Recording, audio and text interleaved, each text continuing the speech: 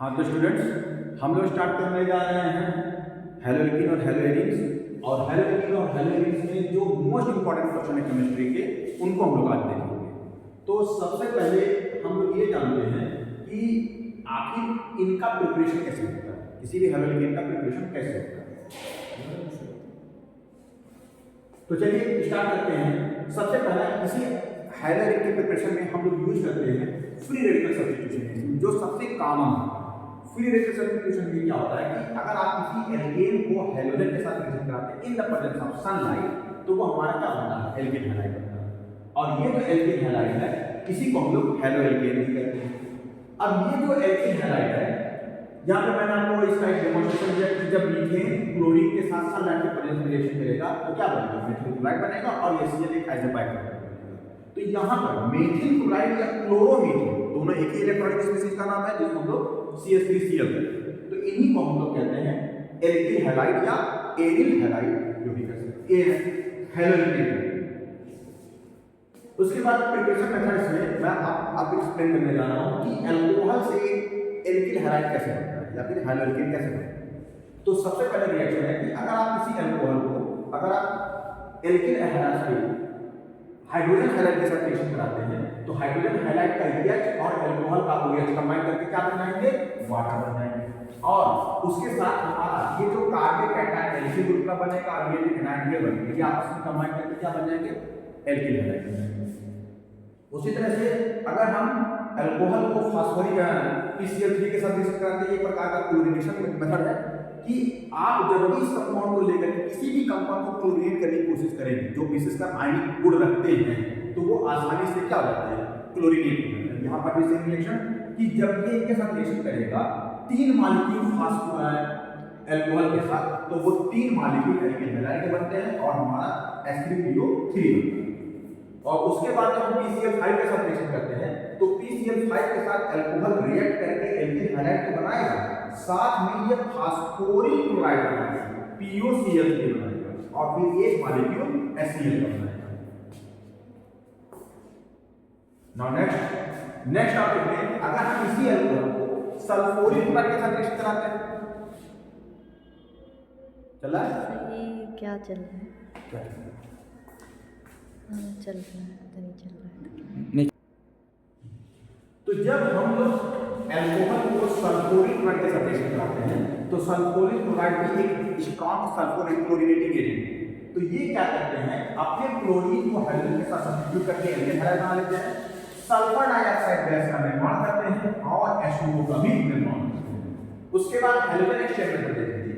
Hydrogen exchange method में इसमें एक रिएक्शन है जो इसको फिन-क्लेस्टीन रिएक्शन कहते हैं।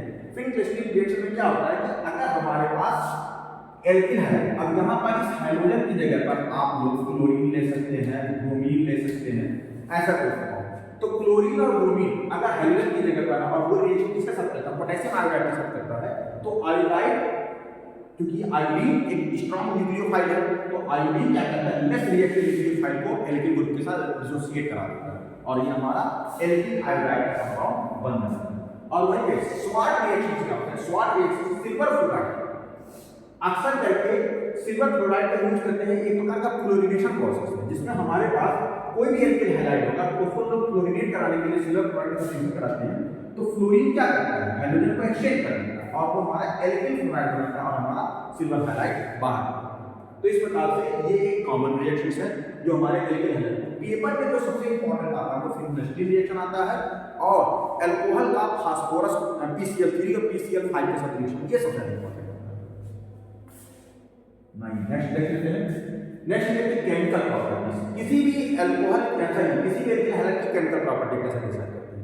अमूमन तौर पे हमारे जो एल्किल हैलाइड है उनका निर्माण कैसे होता है, उनका निर्माण होता है कि जब कोई हाइड्रोजन दूसरे हाइड्रोजन को रिप्लेस करते हैं, तो आप सभी ने देखा होगा कि जो हाइड्रोजन होते हैं वो मोस्ट इलेक्ट्रोनेगेटिव होते हैं, शेयर पेयर को अपनी तरफ शिफ्ट करके रखते हैं। तो जब शेयर पेयर हाइड्रोजन की तरफ शिफ्ट हो जाएगा तो हाइड्रोजन के ऊपर चार्ज आ जाएगा नेगेटिव का, और चूंकि कार्बन ने अपने इलेक्ट्रॉन खोए हैं तो यहाँ पर आ जाएगा चार्ज पार्शियल चार्ज। तो इस प्रकार से हमारा एल्किल हैलाइड एक पार्शियल कोवैलेंट काम करता है, जिसके पास कुछ आयनिक कैरेक्टर भी होते हैं, कुछ कोवैलेंट कैरेक्टर भी होते हैं। तो इस वजह से ये एक नॉर्मल इनऑर्गेनिक में कॉमन रिएक्शन आपने पढ़ा होगा कि ion exchange double displacement reaction. तो डबल डिस्प्लेसमेंट रिएक्शन में क्या होता है कि दो आयनिक कंपाउंड अपने अपने आयन को क्या करते हैं, एक्सचेंज करते हैं। तो कुछ वैसा ही डबल डिस्प्लेसमेंट रिएक्शन ये दिखाता है। अब ये दिखाते कैसे, दिखाते यहां पर मैं ये बताने की कोशिश कर रहा हूं कि पार्शियल पोलर बॉन्ड और आयनिक बॉन्ड को हम लोग इन्हीं कंपाउंड को बनाते हैं। होता क्या है कि मोस्ट इलेक्ट्रोनेगेटिव मेटल, जैसे मैंने इसके प्रीवियस वाले टॉपिक बनाया था कि double bond share pair electron के वैल्यू की तरफ शिफ्ट होगा तो वहां पे नेगेटिव चार्ज क्रिएट हो जाएगा और कार्बन पर पॉजिटिव चार्ज क्रिएट हो जाएगा और इस प्रकार से पूरा जो हमारा कंपाउंड है वो पार्शियल कोवैलेंट बॉन्ड है। पार्शियल कोवैलेंट बॉन्ड के क्रिएट होने की वजह से ये आयनिक बिहेवियर शो करते हैं। अब आइए देखते हैं कि हैलोजन के कितने केमिकल रिएक्शंस होते हैं। अब इनके कुल 3 रिएक्शन होते हैं, एक न्यूक्लियोफिलिक सब्स्टिट्यूशन रिएक्शन, एक एलिमिनेशन रिएक्शन और एक रिएक्शन विद मेटल, जो आपके सीबीएसई के सिलेबस में है। तो आइए एक एक करके इन तीनों रिएक्शन को पढ़ते हैं। तो सबसे पहले न्यूक्लियोफिलिक सब्स्टिट्यूशन रिएक्शन के बारे में पढ़ते हैं। तो न्यूक्लियोफिलिक सब्स्टिट्यूशन भी दो ग्रुप में बांट दिया जाता है, एक SN2 रिएक्शन और एक SN1 रिएक्शन। अब कहते हैं सर इसी रिएक्शन को दो ग्रुप में क्यों बांटा गया? एक्चुअल में जब हमारे एल्किन हैलाइड, जिसको हम लोग एल्किन हैलाइड कहते हैं, जब भी ये डिसोसिएट होते हैं तो देखा गया है एल्किन हैलाइड की दो प्रकार की रिएक्टिविटी। कुछ कंपाउंड रिएक्ट ही नहीं करना चाह रहे हैं, वो कैटायनिक ग्रुप में भी स्टेबल है, और जबकि कुछ कंपाउंड हमारे हाईली अनरिएक्टिव है, हाईली रिएक्टिव है और ये किसी भी हालत में रिएक्शन करना चाह रहे हैं। एक मिनट बच्चों, तो मैं समझा रहा था कि SN2 रिएक्शन और SN1 रिएक्शन अलग क्यों है। तो मैं आपको बताया कि एक्चुअल में यहाँ पर हम इसको इसलिए डिफाइन करते हैं कि हमारे कार्बनिक कैटायन की स्टेबिलिटी जिस आधार पर होती है उसी आधार पर हम SN1 SN2 रिएक्शन कहते हैं। जैसे हमारे SN1 रिएक्शन मोस्ट स्टेबल कार्बनिक कैटायन, क्या बताते हैं, मोस्ट स्टेबल कार्बनिक कैटायन, और ये हमारे बनाते हैं लेस स्टेबल कार्बनिक कैटायन। तो जो मोस्ट स्टेबल कार्बनिक कैटायन होगा वो SN1 रिएक्शन बनाएगा, क्योंकि वो एक बार में एक ही कंपाउंड को होल्ड कर सकता है, इस वजह से उसको SN1 कहते हैं, the holding of one nucleophile, that's why that's reaction is known as the SN1 रिएक्शन। और यहां पर इसको SN2 क्या कहते हैं, क्योंकि ये लेस स्टेबल है, ये हाईली रिएक्टिव होते हैं और ये इतने रिएक्टिव होते हैं कि वो एक एक नहीं दो न्यूक्लियोफाइल को संभाल सकते हैं, और जब एक ही कंपाउंड दो न्यूक्लियोफाइल को संभाल सकता है तो इसको हम क्या कहते हैं, SN2 रिएक्शन, यानी सब्स्टिट्यूशन ऑफ टू न्यूक्लियोफाइल। तो यहाँ पर जो लेस स्टेबल कार्बनिक कैटायन है वो पार्टिसिपेट करेंगे और यहाँ पर जो मोस्ट स्टेबल कार्बनिक कैटायन होते हैं वो पार्टिसिपेट करेंगे। तो यहाँ पर मैंने आपको वही समझाने की कोशिश जो मैंने आपको बताया, जैसे मैंने दिखाया कि ये जो कार्बनिक कैटायन बनेगा एल्किन ग्रुप, तो ये एल्किन ग्रुप हाई स्टेबल कार्बनिक कैटायन को SN1 रिएक्शन की तरफ ढकेल दिया गया जो मोस्ट स्टेबल होगा, और जो लेस स्टेबल होगा उसको हम लोग SN2 की तरफ पुश करते हैं। अब आइए देखते हैं कि ये रिएक्शन कैसे होते हैं। अब ये स्टेबल कार्बनिक कैटायन, देखिए जब एल्किन हैलाइड रिएक्शन के लिए जाते हैं, जब वो डिसोसिएट होता है तो वो कार्बन जिसके ऊपर पॉजिटिव चार्ज होता है उसको कार्बनिक कैटायन कहते हैं। अब जरूरी नहीं कि कार्बनिक कैटायन सिर्फ एक ही टाइप का है, इतने टाइप के कार्बनिक कैटायन, जिसको मेथिल कार्बनिक कैटायन, एथिल कार्बनिक कैटायन, आइसोप्रोपिल कार्बनिक कैटायन और टर्शियरी ब्यूटिल कार्बनिक कैटायन, इनके नाम। अब ध्यान से देखिए, अब कहेंगे सर किस प्रकार से हम इनकी स्टेबिलिटी एक्सप्लेन करते हैं। तो केमिस्ट्री कहती है कि जिस कार्बनिक कैटायन के ऊपर जितने ज्यादा बल्की ग्रुप होंगे उतनी ज्यादा उसकी स्टेबिलिटी होगी।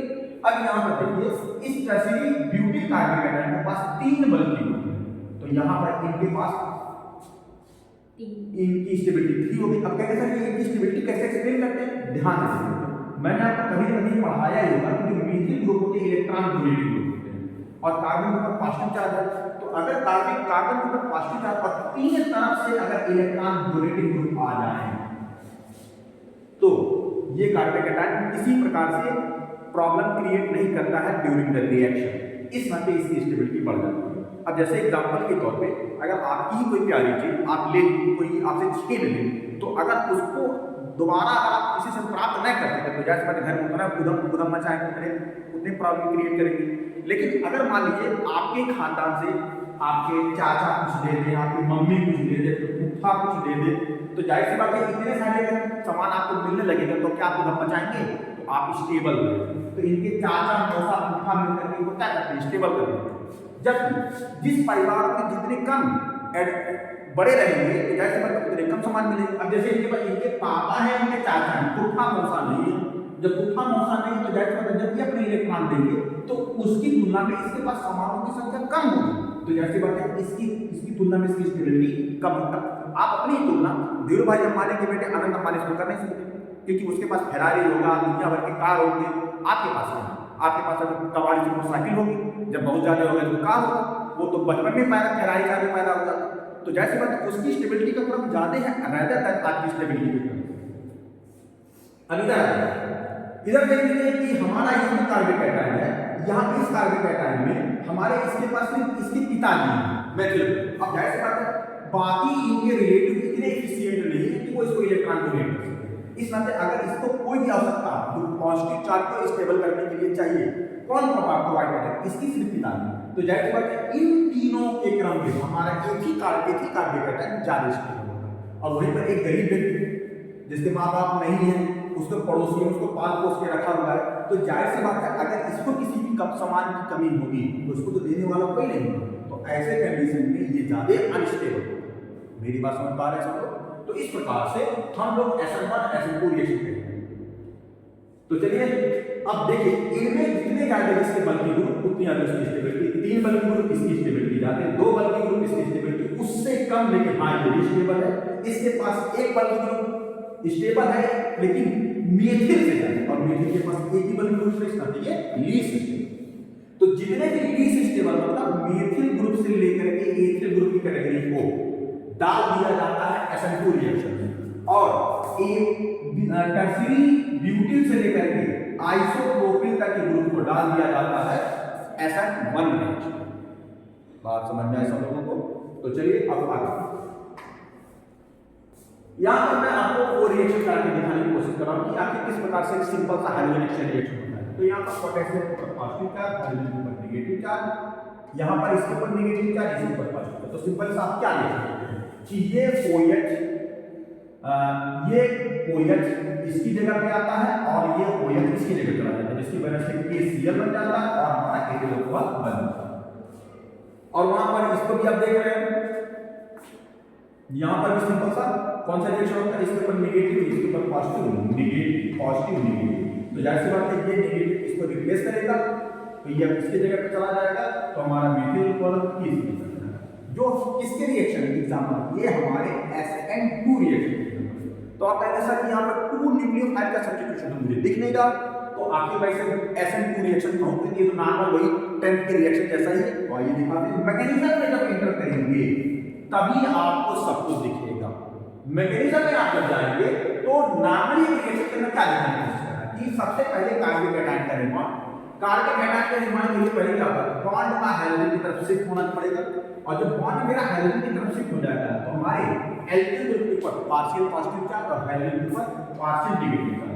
अब ऐसे कंडीशन में इस पॉजिटिव चार्ज को OH क्या करेगा? अट्रैक्ट करेगा, और जब OH अट्रैक्ट करेगा तो इनके प्लस चार्ज की तरफ जब हमारा OH अट्रैक्ट होगा तो जाहिर सी बात है, और हाइड्रोजन के पास इतनी एफिशिएंसी नहीं कि ऑक्सीजन के लोन पेयर को वो झेल सके, इस नाते को खुद अटैक करने के लिए जगह देते हैं। और जब ये खुद अटैक करने के लिए जगह देते हैं तो आप इंस्टेंटली देखते हैं कि एक टाइम पर OH का जुड़ना और उसी टाइम पर हाइड्रोजन का निकलना दोनों एक साथ स्टार्ट हो जाता है। तो इस प्रकार से आपको एक ऐसी स्टेट मिलती है थोड़े समय के लिए जिसमें कार्बन पेंटावैलेंट स्टेट में चला जाता है। देख लीजिए 1 2 3 4 5 जो कि एक अनस्टेबल कार्बन कैटायन है, क्योंकि कभी भी कार्बन 4 बॉन्ड से बॉन्ड नहीं बना सकता, यहाँ पे पेंटावैलेंस होता है। तो ऐसे कंडीशन में इस कार्बन को दोनों में से किसी एक को छोड़ना पड़ेगा, तो जो सबसे वीकर होगा उसको ये छोड़ देगा, तो स्ट्रॉन्ग उसको पकड़ लेगा। तो हाइड्रोजन वीकर है, रिलीज कर दिया, जाओ मुक्त हो जाओ, और OH स्ट्रॉन्ग है, पकड़ लिया, आओ अब हम लोग मिलकर के नया काम, और उस कंपाउंड का नाम रख दिया गया एल्कोहल। अब आप पहले था कि यहाँ पे SN2 क्या, यहाँ पे ये भी एक न्यूक्लियोफाइल, ये भी एक न्यूक्लियोफाइल, और दोनों न्यूक्लियोफाइल को कौन पकड़ा हुआ है? कार्बन। इस नाम की जब दो न्यूक्लियोफाइल को इसको पकड़ के रखना है उसको कहते हैं SN2 reaction, two nucleophile substitution on the carbonic ion, so that's known as the SN2 reaction. I think आप लोगों को SN1 और SN2 दोनों समझ में आ रहा होगा। और अब अगले वीडियो की तैयारी करने के लिए मैं अगला वीडियो बनाता हूं, तब तक आप इसको देखिए।